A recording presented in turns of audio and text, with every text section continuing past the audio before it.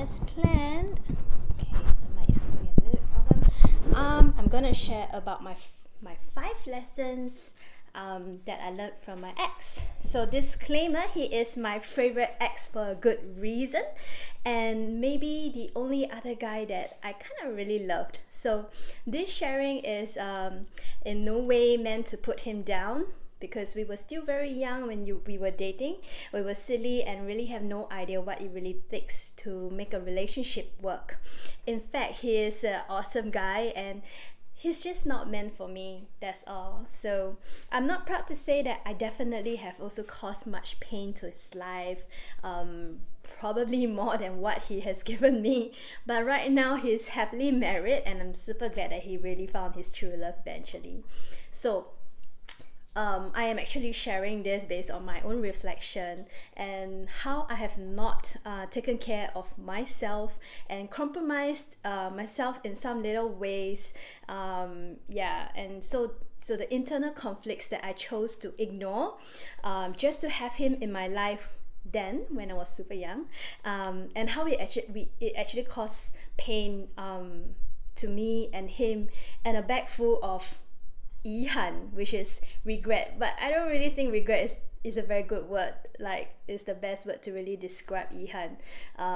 Maybe some missed opportunities, or we kind of I can't say that we wasted time, but it's more like, yeah, eventually we did grow up. We did grow from the relationship. So lesson number 1 is, don't let them dull your glamour. So the excuse that I was given, or like the reason I was given, was that he doesn't want other people to look at me with lust. So maybe he was being protective, or maybe it was just his possessiveness and insecurities. Or maybe some people just prefer their girlfriends to be a bit more plain, like the girl, or like the girl next door, sweet kind, not too loud. But question: why suppress how you can choose to be? Why suppress how you can express yourself if that makes you most comfortable and confident? So taking that into comparison with Ale, my current boyfriend, is that he loves it when I dress up for him. Put on my little black dress, get a bit sexy. That's fine. In fact, he's proud that we are getting people's attention because we dress well, because we are looking good. So for me, I love my body, kinda. Back then, but now even more so. So I love my body. I don't mind putting on a nice sexy little black dress, my black lip, which draws a lot of attention, and with my used to have undercut, crazy lesbian hair. Yeah, so I like that. I rock my style with confidence, and that makes me feel the best. So number 1, don't let them dull your glamour. Like, toss. Number 2, don't let anyone stop you from experiencing the life that you want, especially for the activities that actually add life to your years. Like, as we grow older, we find that there are more and more things that we may not do, because maybe we get more fearful, or we have other commitments. But yeah, people often describe me as someone with a very adventurous soul. It is true. I love scuba diving. I actually enjoy skydiving, and anything that could give me an adrenaline rush, I would really love to experience. But while I enjoy living life on the edge, it doesn't mean that I will intentionally put myself in danger, right? So I enjoy riding a motorbike, but like, I do speed a little bit, but not so much on my Vespa anymore. But like, it's not that I go crazy and speed like crazy and endanger myself and the other people around me, right? So yes, again, he may have been protective to not want me to live my life dangerously, to cherish my life, but it's really more than that. Because if 10 years or 20 years, 50 years down the road, when I am not in the physical condition to do any of this anymore, or like medically unfit to do anymore, then I may actually really die with a regret, not having to tick off all these experiences in my bucket list. So I want to experience full like life fully, and I'm not gonna let anyone's worry stop me from experiencing it or telling me what I should or should not do, because it is my life. Like, I decide what I want to do with it, right? So, and one of the things that really caught me then was that we were trying to get back together for like one last time, but he told me after we get married, no more motorcycles for you. Then I'm like, what? No way. Yeah, so guess what, take my freedom to live life on my terms. I'm gonna say bye to you, because yes, I do like you a lot, but not enough to miss out on life. There's so much more to life than just you know, taking out all these experiences and not experiencing life fully just for this one person. So in comparison, like really, Ali is like, oh my god, the best. He is not adventurous, not as adventurous as me, but never once he did say anything that would stop me from experiencing life and trying things out. He's just so supportive. Like, even though like I say I want to go skydiving again, I want to skydive again, are you gonna come with me? He say, no. But I'll wait for you down there. I say, yeah, you wait for me down there. And then I want to go snowboarding, are you coming? No. I'll wait for you at the cafe. So this is great. He's happy to go with me and just wait for me to come back. No complaints, but at least it haven't started yet. So that's lesson 2. Lesson number 3, don't let anyone tell you what kind of woman you should be. Like, no way. You know, so we live for our own expectations, not for others. So one of the things that he often told me last time was, if only you could be more demure, if only you could be more gentle, if only you could be more 小女人, which is like little woman, right? AKA being submissive and, you know, just listen, be a follower to the man and let the man take charge of my life and be in authority. So yes, I was young, and so I did try, but I failed miserably, because it's just not me. It's not me to just be a 小女人. It's not me to be demure and gentle, because I'm like this crazy woman, you know. I'm like kind of full of energy, not really these days, but like, you know, I'm quite energetic, I'm high energy type person. So I'm just not submissive. And he had been really nice for the, like, we were together for 4 years, for all the whole 4 years that we were together. He accommodated to me most of the time, but deep down it was really conflicting, because I want very much to be his ideal partner, like, but I just couldn't then, because of my strong character. And I am pretty independent, and I am proud to be an independent woman, and I am the voice of my world. So the most 小 thing, right, that I could be is a 小雪人. So not a 小女人. A 小雪人is okay, right? So I don't resonate being the damsel in distress. And if I'm a princess, I'm a warrior princess. I'm not afraid to fight you at all.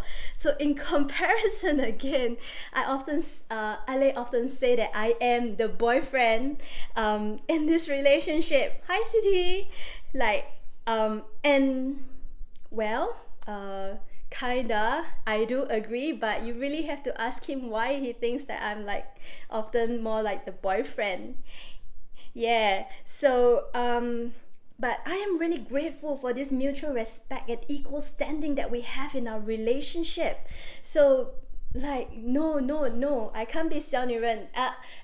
Like, if you can, good for you, but that's just not me. So don't let anyone tell you what kind of woman you should be.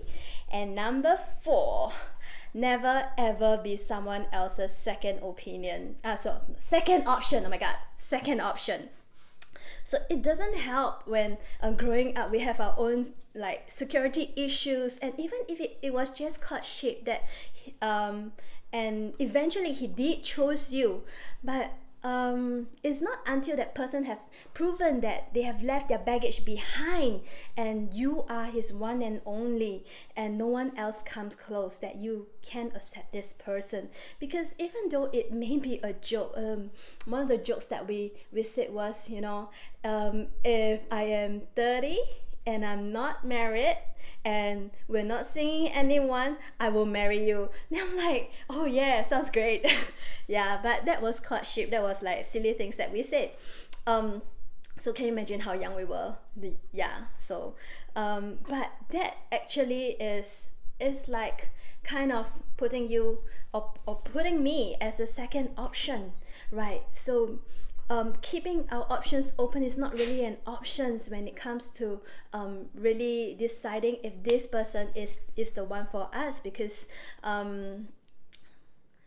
like you don't want to go into a relationship having to worry about another person, like or I am not someone who will be happy to stop seeing a particular male friend just because my boyfriend is jealous of this person, or like just because I'm very close with him. So like it's not going to stop me, because it's only going to make me unhappy. And I wouldn't want to do something like that as well, because if I do find that he goes out to see this girl that I say no, you shouldn't see her, you know, that will put him in conflict. And if they do happen to see each other at social gatherings, then it will make me unhappy and very, very insecure as well. So like if you can't be that person's 100%, or if you yourself can't give your 100%, and you need to you know, be sure, you really need to be sure, because you don't want to have to constantly worry about another person's existence. That's lesson 4. And lesson 5 is, it doesn't matter if he is your mom's favorite boyfriend. Yeah, right. So yes, I'm sure Ale have risen up the ranks and he is her favorite right now. Not because he's very handsome, but he is definitely her favorite boyfriend.